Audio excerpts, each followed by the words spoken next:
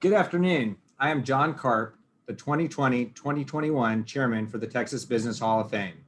It is my pleasure to welcome everyone today to what is the first event of its kind for us.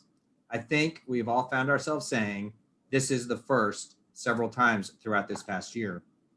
For 37 years, we've hosted this conversation between a year's Hall of Fame inductees and our Scholar Award recipients.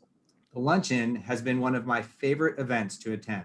It is special because it is a live exchange between true business legends and those that our directors have identified as the legends of tomorrow. I would like to thank our Vice President of Scholarships, Dan McNulty, and the Scholarship Committee for all of their hard work. And congratulations to the 38 future legends on this call. Thank you to our 2020 and 2021 inductees for being here today. They are Mark Cuban, John Goff, John Paul DeJoria, Mort Meyerson, Gerald Smith, and Randall Stevenson. I would also like to take this opportunity to thank those on the call today who support our alumni and our Scholar Awards so generously. Texas Capital Bank, AT&T, Mr. and Mrs. Carlos Alvarez, Charlie Amato and Gary Dudley with SWBC, Leroy Mitchell, the Mitchell Foundation, Regina Rogers, who funds a scholarship in honor of her father, Ben Rogers, Mike Myers, and Jim Collins, who with his wife, Kathy, just made a 20-year commitment to our award at the University of Texas, Rio Grande Valley. Thank you all for your generous support. We thought it would be appropriate to open this event with a former Hall of Fame scholar whose life and success was influenced by this experience and our award. So, with no further ado, I'm so proud to introduce a 1996 Texas Business Hall of Fame scholar, Jason Mckean. Hello, I'm Jason Mckean, founder and CEO of Very, and you may know us best as the creators of Veridesk, the standing desk. And as a former Hall of Fame scholarship recipient, I want to welcome this incredible panel of inductees and the 38 award recipients. My experience as a Hall of Fame scholar was not just about the cash prize, which is much bigger today, but also about learning from leaders who were using their business success to transform their communities. And that experience really shaped me and showed me the kind of business leader I wanted to become. And today I'm very proud to be a part of this event again and to promote the Hall of Fame's campaign, "In Times of Chaos, Business Moves Forward." And I can't think of a more fitting group of inductees, all who live the mission and story of this campaign every day and make Texas an amazing place to work, live, and do business in. Welcome everyone, and I encourage all of our award recipients to one day pay your success forward. We're counting on you. To the alumni and business leaders on this call today, I encourage you to support Texas business moving forward by texting FORWARD to the number in the chat bar to help fund a Texas Business Hall of Fame scholarship. Now I'll turn things over to Meredith Walker, Texas Business Hall of Fame's Executive Director, to get the ball rolling. Thanks, everyone.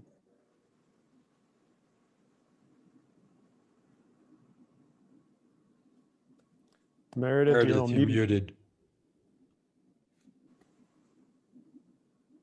Icebreaker. Jason, thank you so much. We're so proud of you. And we're so proud of our 38 award recipients on the call today and the 6 inductees who are giving so generously of their time today to lead this panel discussion. Usually this event has a lot more ceremony when we host it live, but today it's all about the conversation, and the conversation's always what people remember most anyway. So we want to leave as much time for that as possible. Awardees, when I call on you for a question, please state your business or your business plan very briefly and launch right into your question. Keep in mind there's quite a few who want to talk with this panel today. So let's go ahead and get started. I want to introduce Anthony Gantt, a Veteran Award Scholar, a U.S. Marine. Anthony? Good afternoon and congratulations. I'm Major Anthony Gantt. I'm the CEO and founder of At Ease Rentals, which is simplifying temporary housing for our military service members on official travel. My question is, after reading the $1 Trillion Coach, the leadership playbook of Silicon Valley with Bill Campbell. I learned that it's great to learn many things. And in order to learn many things, you have to have a great coach in doing so. If you had a coach that helped you get to where you are, and what did that coach do for you? How did they change the dynamic of your business? And then the last question is, where did you find your coach? Many of us on this call are looking for coaches like Bill Campbell, me in particular. How, what, and where do you recommend we start? Good question, Anthony. How about we start alphabetical this time? Mark, do you want to start? Sure, yes. First, thank you to Jason and to Veridesk. You guys were partners with Veridesk and they're amazing, amazing products. Anthony, thank you for your service. I'm probably aberrational in that I never really had a coach or mentor at all. Neither of my parents went to college, and I guess my dad, more than anybody else, gave me guidance, and his guidance was really simple. Figure it out. You know, you're always going to be in a position where you're always learning, and you know, the only constant in life these days is change. And so my attitude has always been, you know, if I put in the time, then I'll be able to figure it out. Now that doesn't preclude networking. You know, obviously trying to build your network is critically important and always very valuable.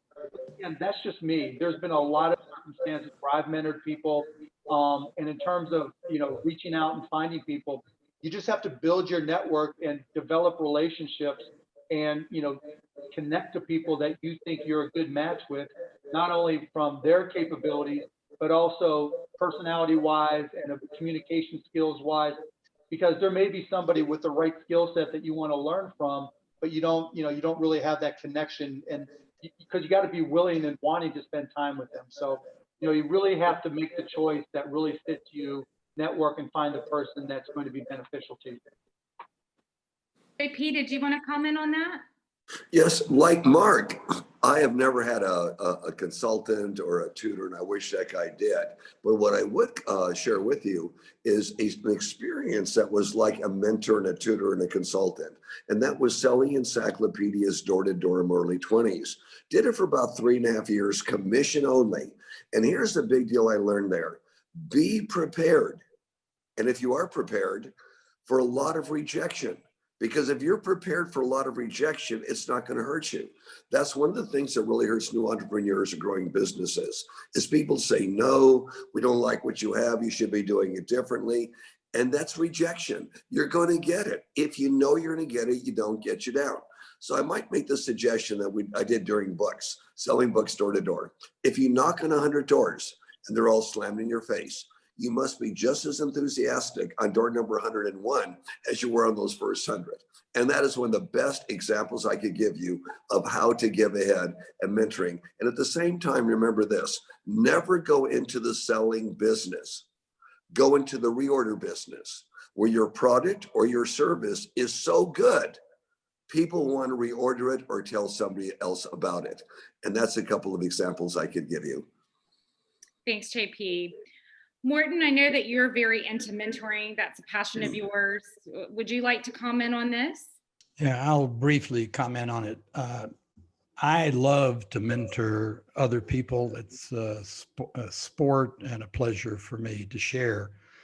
I have the same exact experience. I didn't have a business mentor. What I used was the counter idea. I watched carefully when I was young in organizations on what not to do. And I found a lot of examples of what not to do. And I remembered them, that if you ever get in charge, please don't do that stupid thing. And I tried over time to do that. My real mentor was my mother, because I was very, very shy as a child. And I was a perfectionist. So if I couldn't do things exactly right, I wouldn't do them. Her message was, what's the worst that can happen? And that really is a very powerful message, because it's the same thing we just heard about failing. John Paul said that same thing. So that I got that from my mother. The last thing I would say was, in the idea of getting mentors, if you're an awardee, you have access to the Business Hall of Fame people. Go to Meredith, find a mentor. They're here. Great people are here, and they will help. Meredith, would you mind if I interjected? This is John Goff. Oh, of course, John. I Welcome. would like to give a shout out to the gentleman that just spoke, Mort Meyerson. My mentor was Mort. When I started Crescent, totally from scratch, off a yellow pad back in the early 90s, I ultimately found myself as a public company trading on the New York Stock Exchange, and all of a sudden, grew from one person to thousands of people. I had never managed thousands of people. I had no idea what I was doing or how to do it. And I brought Mort in on the board, and he was an incredible resource for me to help guide me in the whole role of becoming a manager and not just an entrepreneur. Very interesting. Thank you for sharing.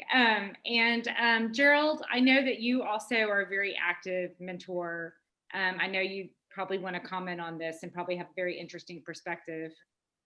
Yeah, thanks, Meredith. And I do, because it's interesting, because when I was coming up, my first job really in high school, I worked at Foley's department store, which is now part of Macy's,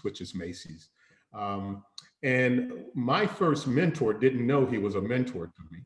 It was a gentleman by the name of Vern Swisher, who was the highest ranking African-American who ran the Budget Basement men's store at Foley's.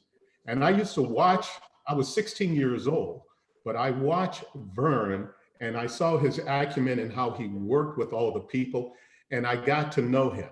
And as we, in the next couple of years, I went to him and said, Vern, how am I supposed to look at this if I decide to stay in retail to be successful?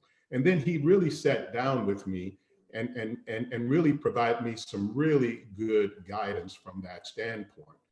And so the thing is, at first I was a little bit shy of reaching out, but it's important that you feel comfortable in reaching out to those who think that they can help you. Probably the greatest mentor that I had, quite honestly though, was my grandmother, because my grandmother had a corner drugstore in 3rd Ward in Houston. And she was the first entrepreneur that I met. And when I was 9 years old, my grandmother worked with me in showing me how to close out the cash register at the end of the day. She taught me at 9 years old the difference between debits and credits as we put them in the journal. So she had a tremendous impact on me from that standpoint. With all of that said, though, I realized that over the years, I have been blessed by a lot of people who have helped guided me. And I think, as Meredith just mentioned, from my standpoint, it has been important for me to play it forward. So I probably mentor probably about 12 different young people today, quite honestly. And it is a challenge.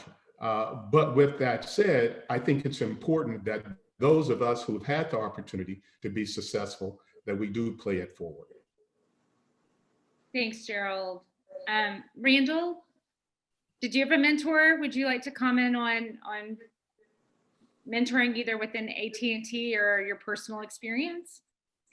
Yeah, my experience probably wasn't too dissimilar from how Mark described it. I wouldn't say there was any kind of methodical or systematic mentorship, but I had the privilege of working for and with some amazing people like Carlos Slim down in Mexico. I worked for him for 4 years. You're just a sponge, right? He wasn't mentoring me, but I spent a lot of time. I watched him. I learned from him, my predecessor, Ed Whitaker.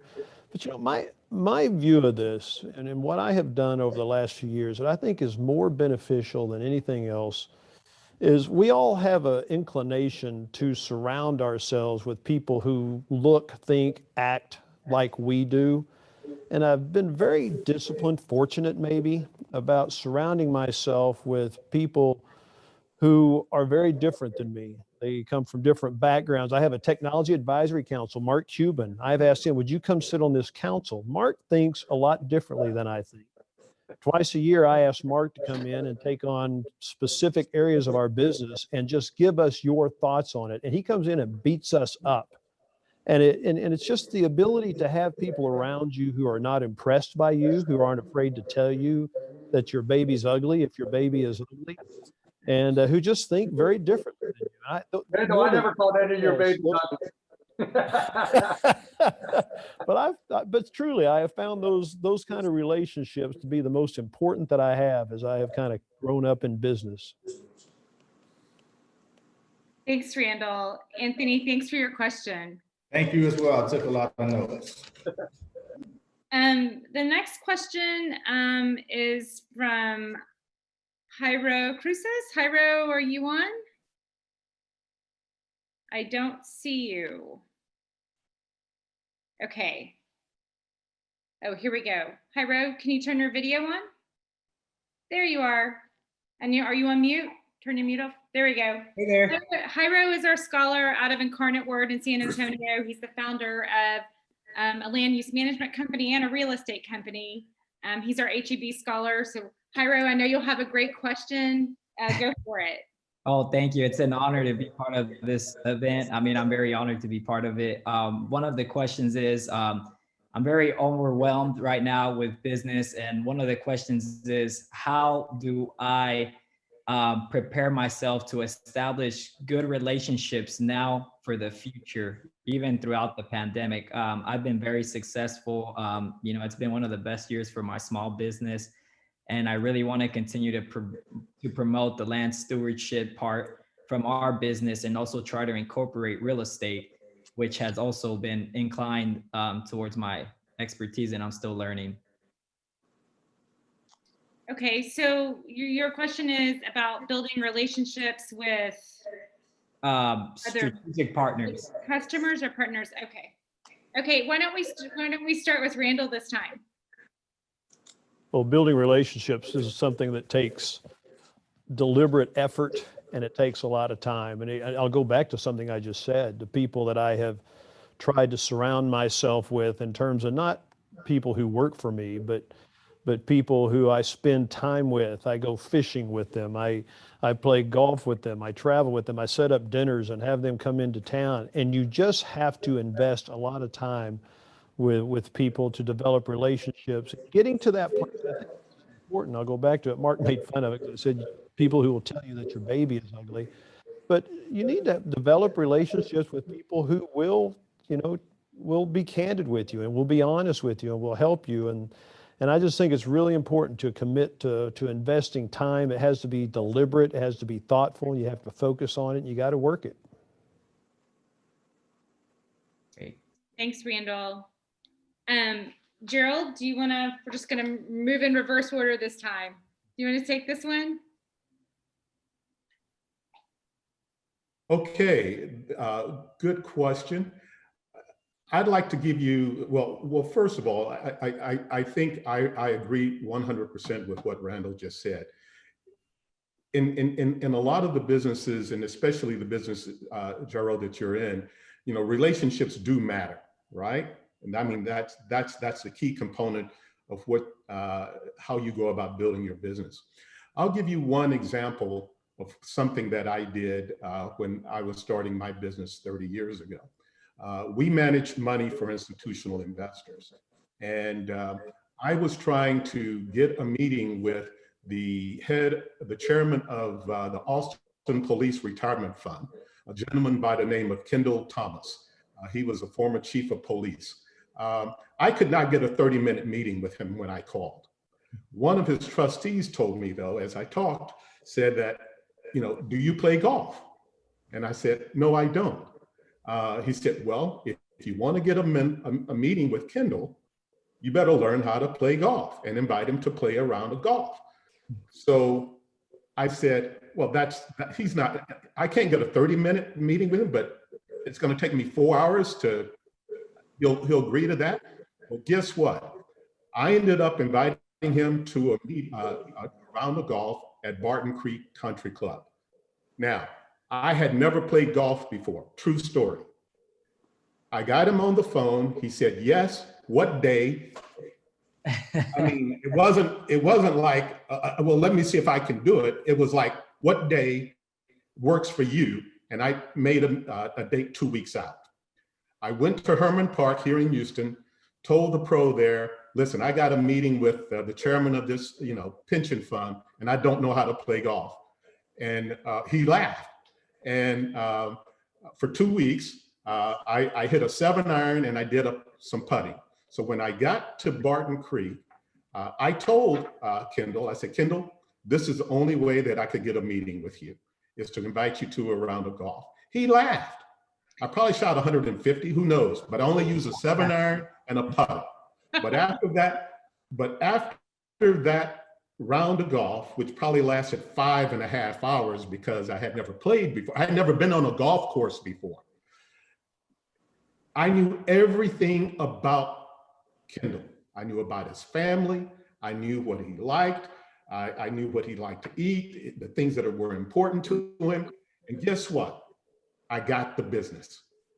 Wow. But more importantly, I developed a long-term relationship after that he invited me to his place in Apple Rock to go fishing and to play golf.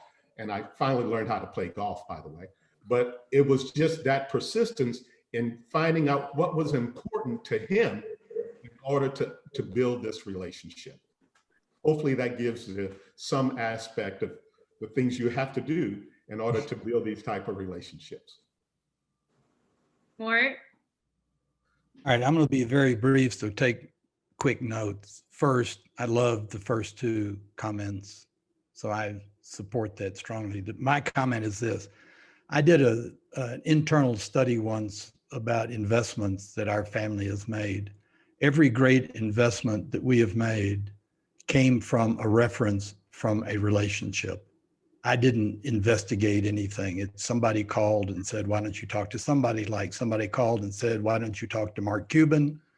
I talked to Mark Cuban. He used to be weird and have long hair. And I said, this is great. So that came from relationship. My simple comment is you got to treat other people fairly, over fairly. I saw a lot of examples in my early career of very vicious negotiations. When I got into a position where I was negotiating, I would be overly fair with customers. And I found long-term that was a smart thing. Good insight. John Goff, do you want to comment on this? Sure. And I'll keep it brief because we've had a lot of good discussion on it, but relationships are built on trust. And so the object here is, how do you build trust? And I think that comes with integrity, honesty, being forthright, being direct, but also being humble. I think staying humble as you continue to grow and hopefully prosper in your career is so critical. And I wake up every morning and try to remember my roots, and I do. It seems like yesterday. So staying humble is very importantly. And then lastly, you're obviously going to be, depending on what you do, you're going to be building a team.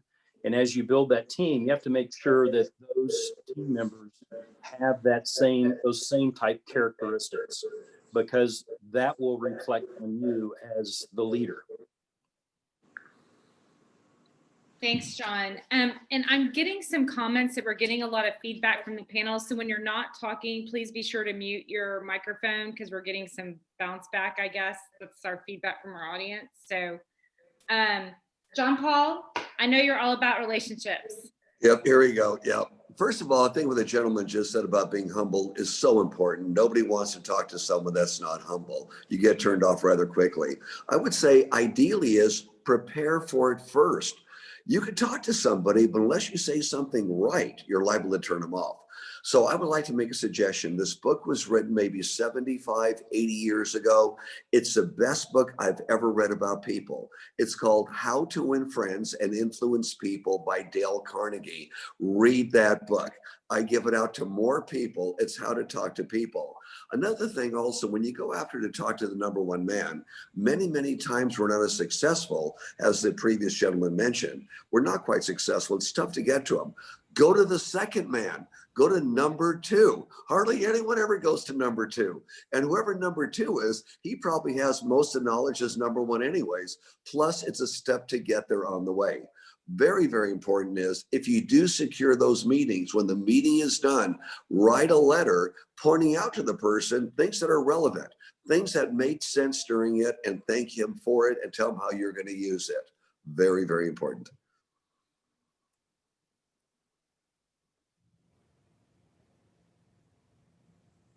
I lost your, there's your sound. My turn.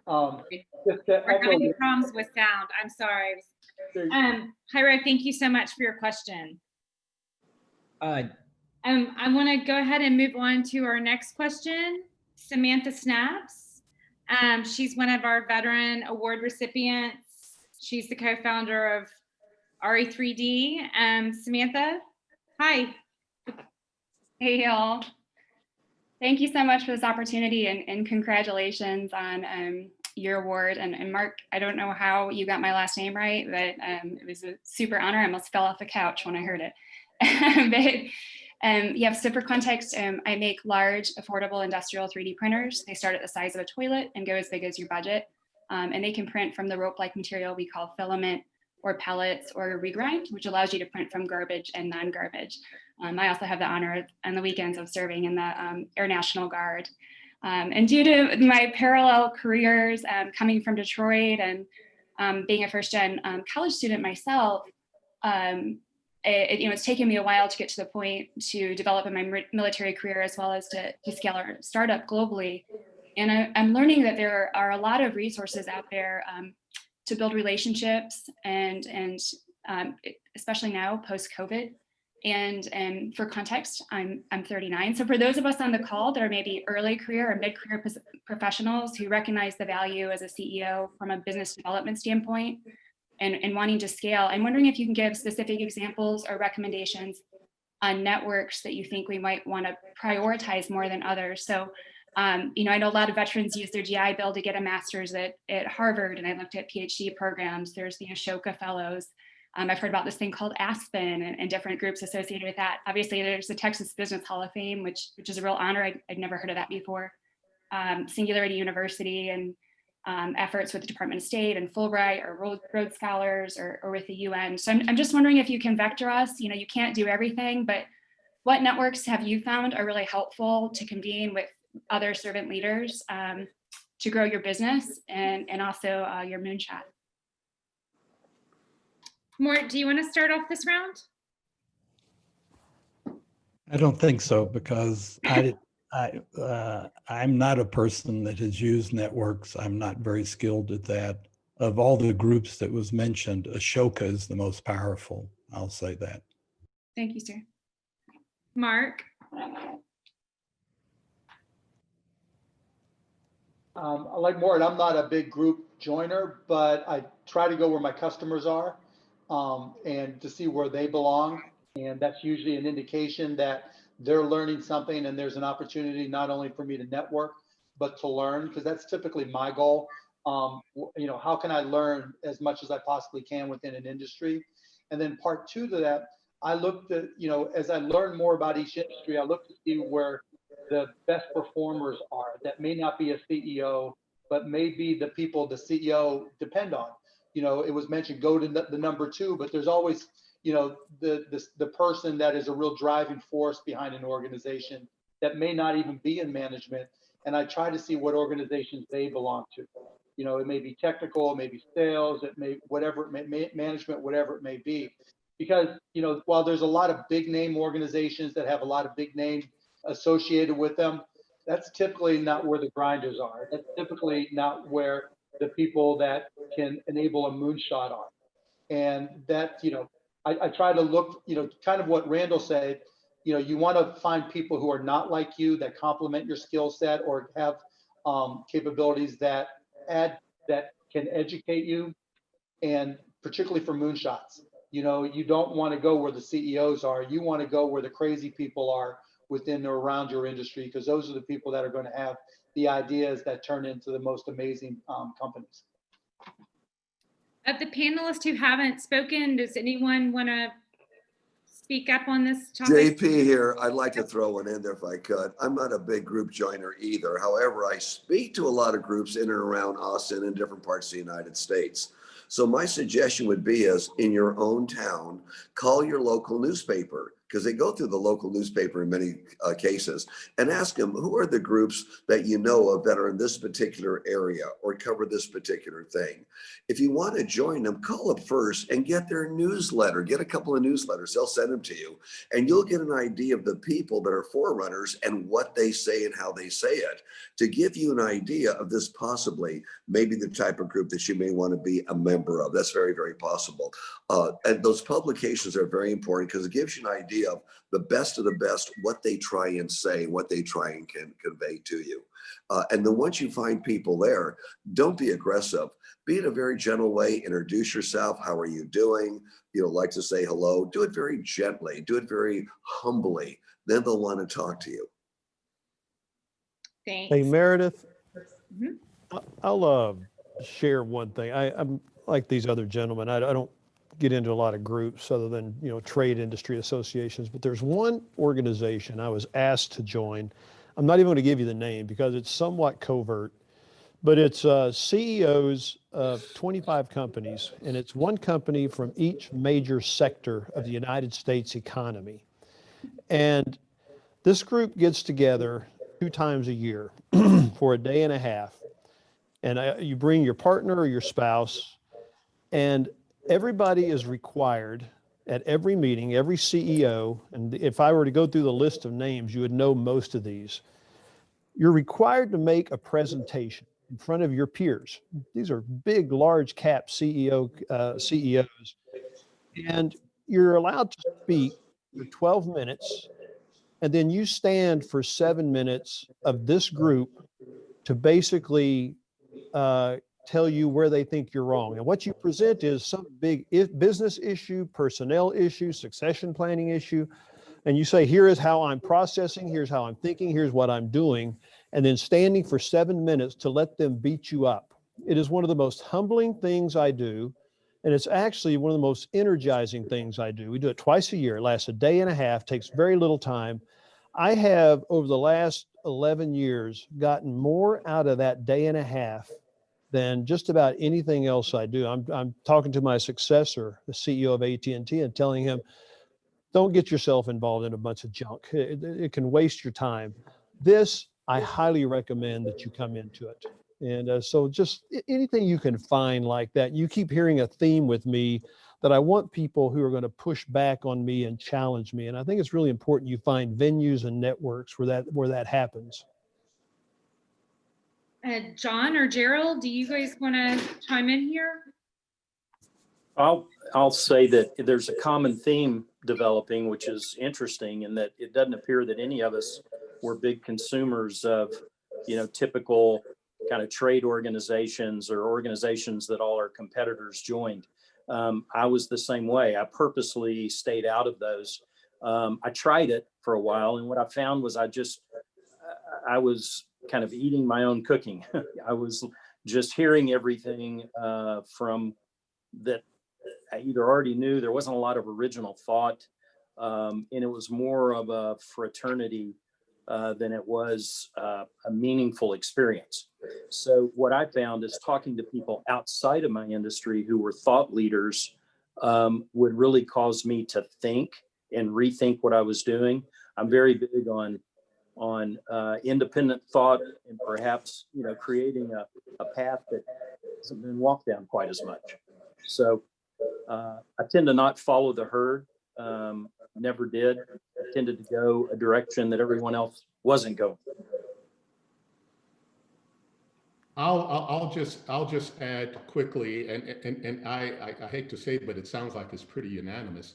I too was not a big networker when I was younger, but what I did do, which I think helped me to expand my network, was I joined not-for-profit boards that I thought played a role in areas that were important to me.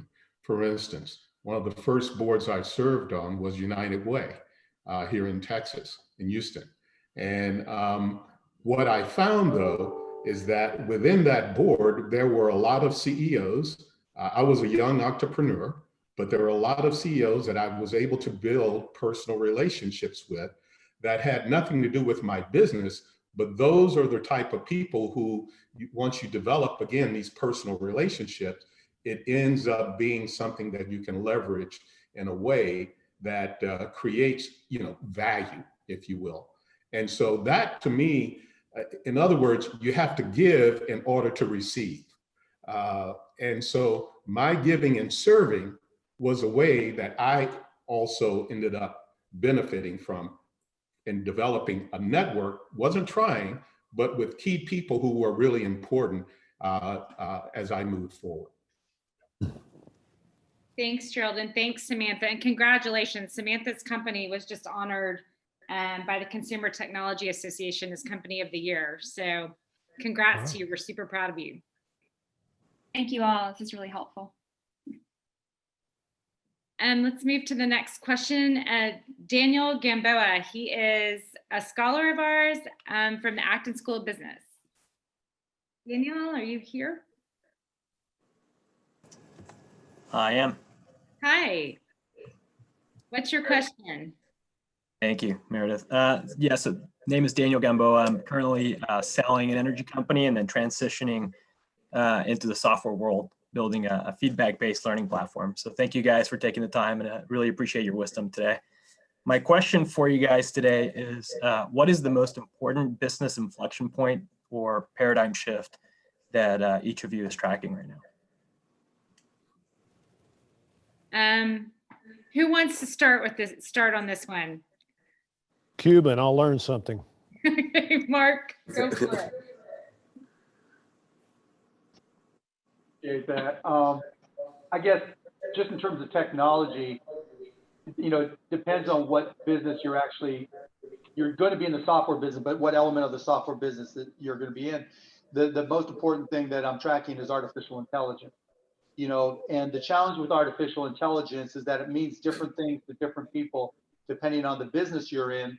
And there's a lot of hype, there's a lot of cost, and it's really hard to do.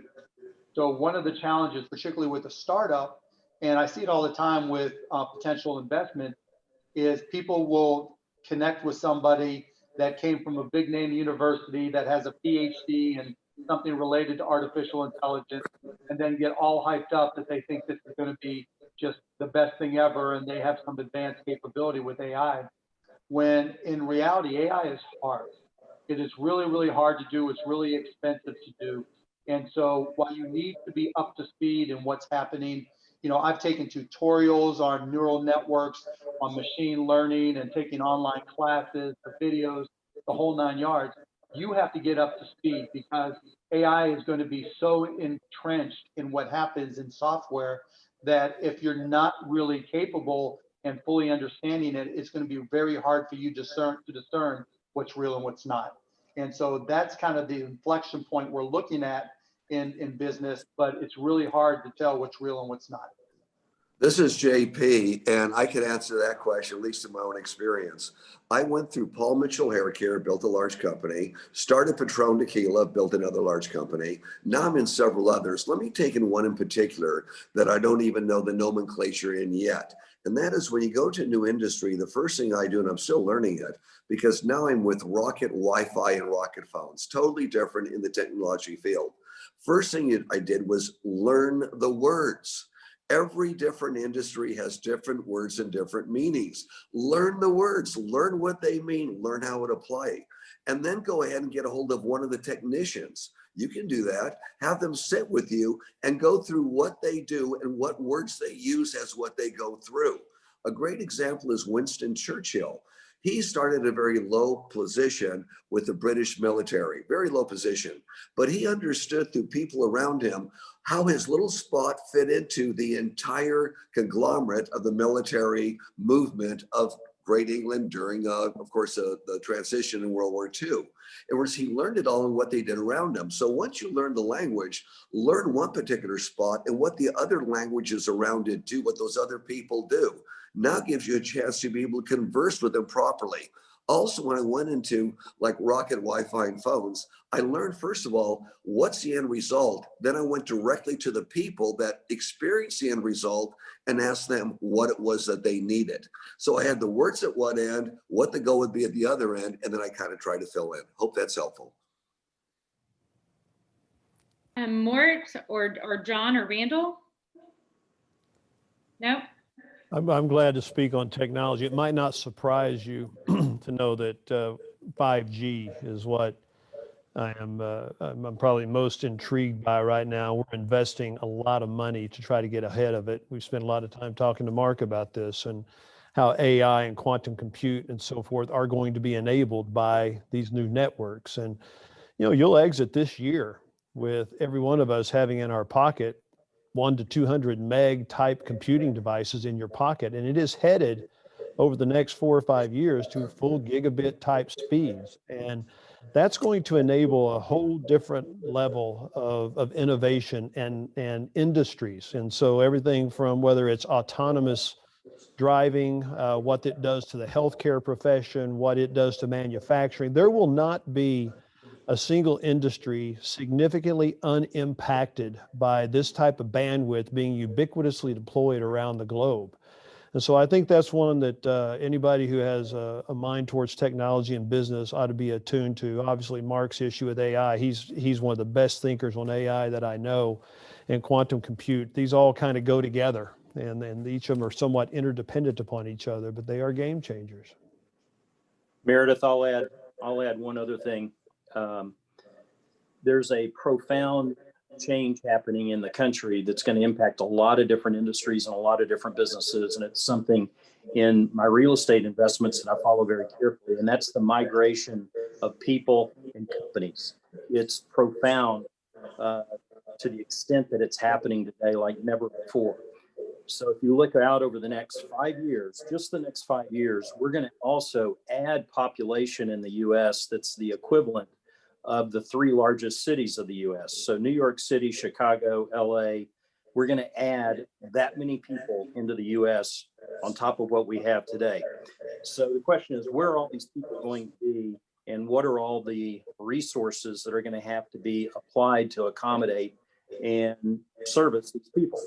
So getting in front of that migration and that addition of population, I think can have a very meaningful impact on a business plan.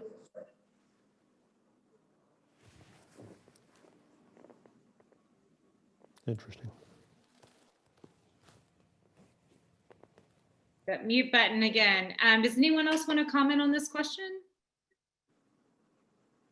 Gerald or? Nope. Okay, Daniel, thank you so much. Thank you. Our next question is from Judson Kaufman. I think he goes by Judd. He is a Navy SEAL, a Navy veteran. I think his technology is sort of relevant to what we were just discussing. So, hi, Judd. Hi, Meredith. Thank you so much for the opportunity, and thanks everybody for your time. I'm really grateful for this this honor and this moment. My question is around mental preparation, and maybe 5 seconds of background would be helpful for context. So I spent 10 years in the Navy. I was a Navy SEAL and was fortunate to get a lot of training on mental preparation for combat environments. I got out 10 years ago and since been in the entrepreneurial and I've started a couple of companies, one distillery, Desert Door Distillery, and then now TerraDepth, which is an ocean exploration company. We're using machine learning enabled and AI enabled robots to collect ocean data. But my question is really around what practices or techniques you all have learned in preparing yourselves mentally for big moments or big days or things like that, whether you're going to negotiate the sale of a company or you're going to testify before Congress or whatever it may be. What are your favorite sort of approaches to get ready for that mentally? Who wants to start? Prepare, prepare, prepare. Read every piece of paper you can on what you're walking into, and read it inside and out. So you're ready more, not just to give a presentation, but to give answers and be prepared for it. Definitely get a good night's sleep the night before. It's so important. You want to be alert as you can be. Those are a couple little suggestions getting into it. And don't be afraid not to know something, because if somebody asks you something you don't know and you give the wrong answer, well, by gosh, you're not going to look very, very good. But if you're in an important meeting and somebody comes up with something and it's a question, the good answer would be, I'm not quite sure of the total answer to that would be correct. I'm going to do a little more studies. And after this, I'm going to go ahead and write you and give you that answer. So it looks like you do know what you know, but what you don't know, you don't pretend that you do know. I think that's very important in preparing for something big like that. Thank you. If I could just add to what John just said, and I think he's right, preparation is really the key. The other part of that, I would say, is to anticipate. Because you can have all the preparation, but if you don't anticipate what may come back at you, the questions, and then John kind of highlighted that, you have to anticipate what the questions are going to be. So part of that key preparation is also anticipating what difficult questions may come through the process that you're going through. Thank you. Judge, just to amplify what Gerald and JP said, you've got to know what you need to know, in terms of what they expect from you, but you've also got to know about them, right? Whoever it is that you're meeting with, and why they're there and what they're trying to accomplish. So you not only have to know your product and company, you have to understand theirs, because if you can't put yourself in their shoes, it's going to be very difficult to communicate what you can do for them in a manner that they fully understand. And that's where I always failed when I was younger. I walked into a room thinking, okay, if I can just show them I'm smart and understand what I'm doing, then they'll get it. When that was really short-sighted. Not only did I have to prepare, but I also had to prepare to understand their perspective, like Gerald was alluding to, but also understand their business and maybe give them something that could make them more profitable, more productive, right? More efficient in what they're doing. And you can only offer that if you understand their business, in some cases as well as they understand their own. Mort? Well, it's interesting. What Mark says rings true with me. But I was going to take a slightly different, take the prism and rotate it a little bit. Preparation, I think, is mandatory. Focus is mandatory. I don't dispute any of that. But my experience in crisis and in big time meetings, et cetera, is listening is the most powerful tool you have. It's not outbound, like you're impressing them. Mark kind of got on the edge of this, and I had the same problem when I was very young. When I was in my 20s and 30s, I wanted to overwhelm the problem, but I learned over time to listen and be in the moment with the person you're in. That's to me, that's the most powerful thing you can do, Judd. Thanks, Mort. I would actually love to hear how a Naval SEAL thinks about this. If there's anybody who knows about preparation and getting ready for the moment, I would think you would be it. Maybe, maybe not. We learned some neat things. One that stuck with me, we learned from a Swedish ski team in the 1930s, and it really was just breathing. And I think focusing on your breathing does a few things, slows down your heart rate, but it also takes your mind off whatever the thing is that's making you nervous in the first place. That was a big one. And visualization, visualizing yourself succeeding in whatever the thing is that you're going to do. And self-talk, which can be, a little awkward, but it seems to work.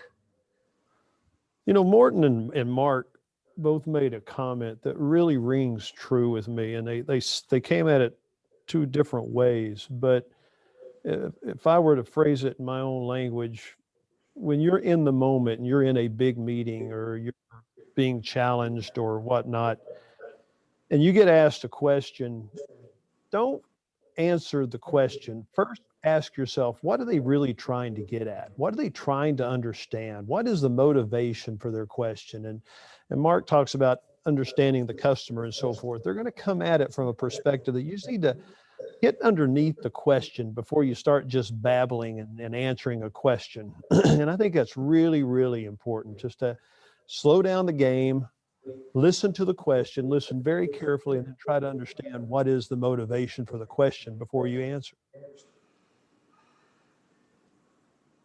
Thank you very much. Thanks, Randall. I think everyone commented this time. John, did you? I did not. I will just add, Jed, thank you for your service very much. And I think you could certainly teach me a lot about preparedness with your experience. Don't have a lot to add here other than I just want to emphasize the importance of really listening, and also the importance when you're engaging with someone. The other thing that's very powerful is silence, particularly in a negotiation. I've too many people I find try to fill every void in a conversation. And I think being silent and also just intently listening and not only hear the words, but what's the real meaning behind those words is just critical in really good communication and good negotiating skills. Thank you, Thanks, John. And thanks, Jed. Thank you. Great Thanks so much. question. So we have about 7 minutes left. We're going to try to get to 2 more questions. Greg Tobias, he is our Scholar Award recipient out of Texas State University. Greg, you want to introduce yourself and tell you about your 2 companies and ask a question? Sure. My name is Greg Tobias. First and foremost, thank you to the panelists and congratulations on your award. I run an insurance financing firm, Jet Premium Finance. I'm also bringing to market a blockchain risk management and insurance platform, Puma Risk. My question revolves around, and I think most of my colleagues have the same aspirations of bringing their exploits into large corporations and large enterprises while scaling up. Is there any advice, or how can a founder prepare themselves for scaling up and becoming more of a manager of their business and working on the business as opposed to working in it? I find myself in 2 separate scenarios where that's being the case, and I have minimal management experience. Looking for advice if any of you have found yourself in a similar position. John, I don't think we've started with you yet, so why don't you go first on this one? Okay, sure. Well, Greg, there's, as I mentioned, Mort Meyerson, who's with us on the phone, was incredibly helpful to me on this very subject. You know, you have to make this transition from actually doing to managing, and it's tough. So surrounding yourself with really good people, creating a culture is so important. And so I think you have to go in thinking about what do you want that culture to be? And a lot of things, a lot of aspects to culture can be very, very simple. I have a very simple saying that, and I've actually put a physical mat at the door of our headquarters, and it had the word ego on it. And the concept was you had to leave your ego at the door. So when you came in, you were part of a team. You had to act like part of a team. You had to support each other. You had to listen. You had to have healthy debates. So creating that culture so that people feel comfortable about open communication and it not being a bureaucracy, and also feeling empowered and feeling excited about the mission is so critical. And if you get those big things right, I found that people really fall into place.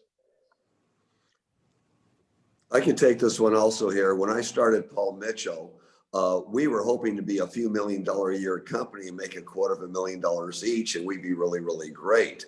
Well, we had no idea we'd be into the multi-millions or multi-billions, not any idea. But one thing we did have, and I had for sure, is I wrote down one day, just out of nowhere in the early days, if ever we were successful enough to be $1 million company or above, what would I want as an employee? What did I not like for all the people I worked with? What would I want? Things like, boy, if I could get free lunch, that would be really cool. But what do I really want? How do I want people to talk to me? And I already knew what that was. As the company grew, I developed more and more how that could pertain to a lot of people. Another thing also that's very, very helpful is success unshared is failure.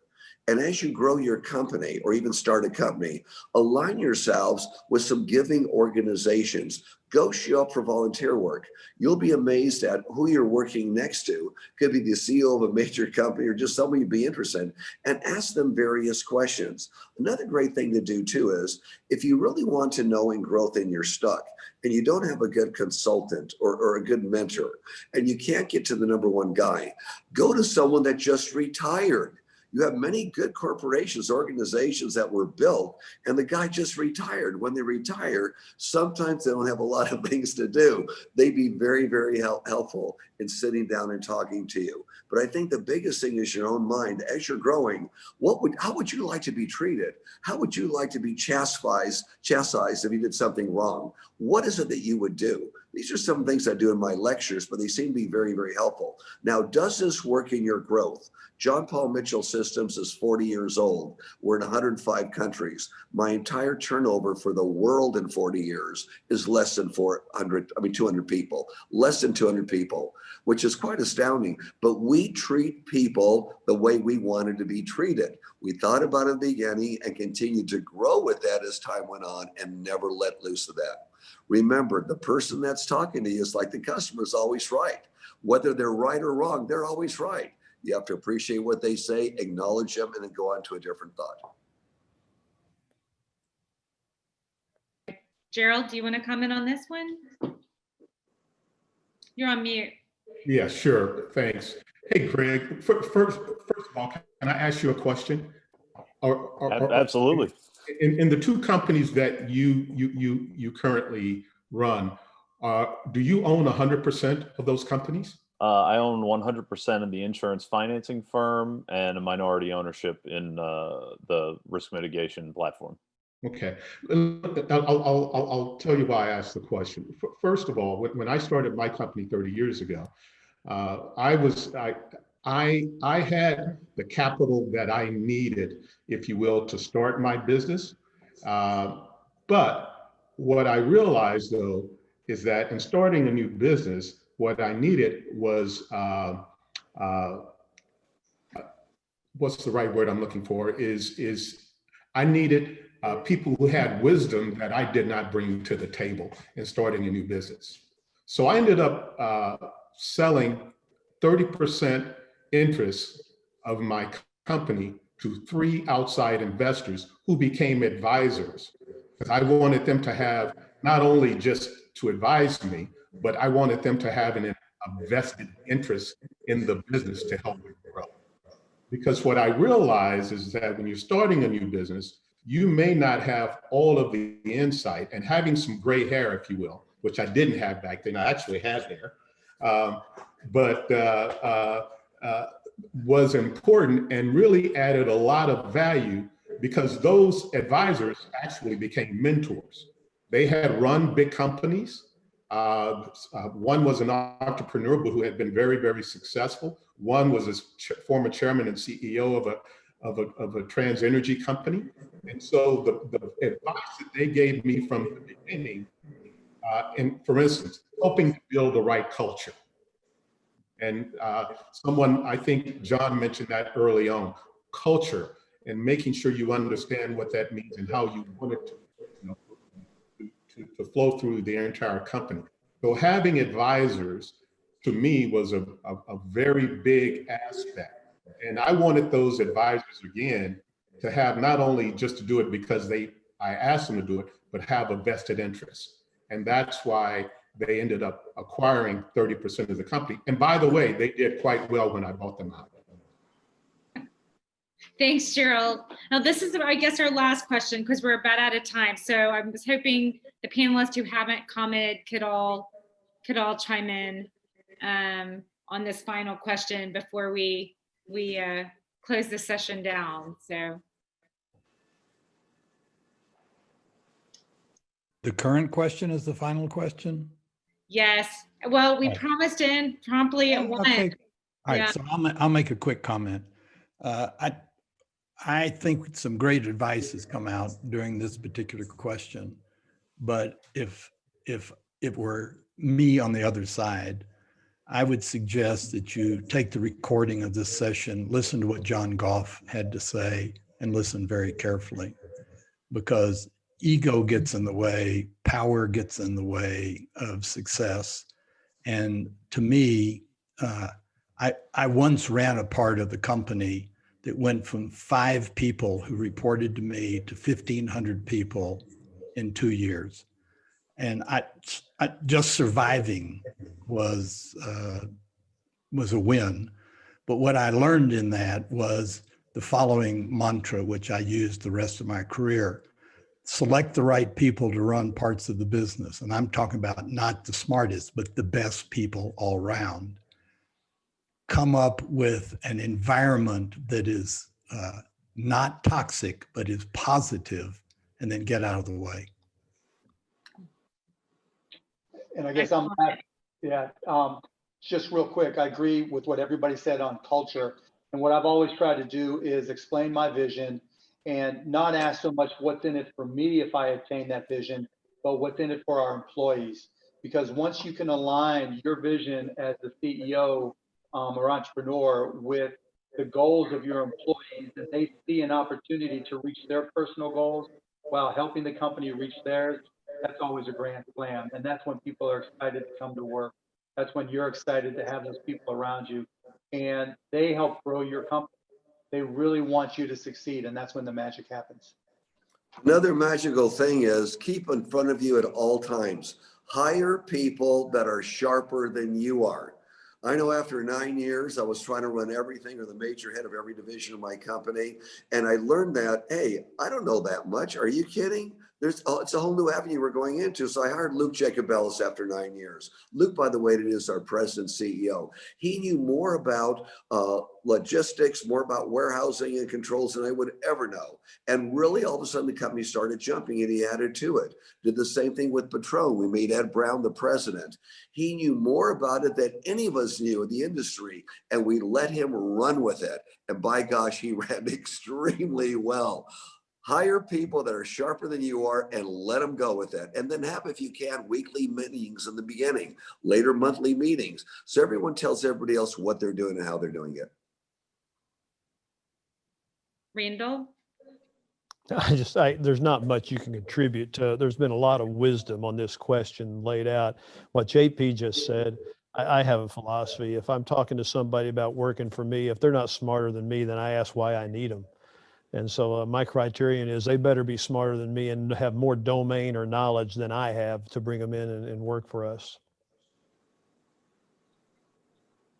Well, thank you. And I think everyone on the panel addressed that final question. I wish we had had time for more. Thank you so much to our panel for making time for this today. And if we can all hold on for just a second, we're going to get all of our award recipients on screen with you all, and we're going to take a picture. It might take a minute, but thank you to our audience. Thank you to all of our supporters that tuned in today. We're so grateful for your interest and partnership in our mission and activities. It makes us able to do what we do, and hopefully today you got a sneak peek at why that matters. So everyone have a great day. And again, panelists and awardees, sit tight for a photo.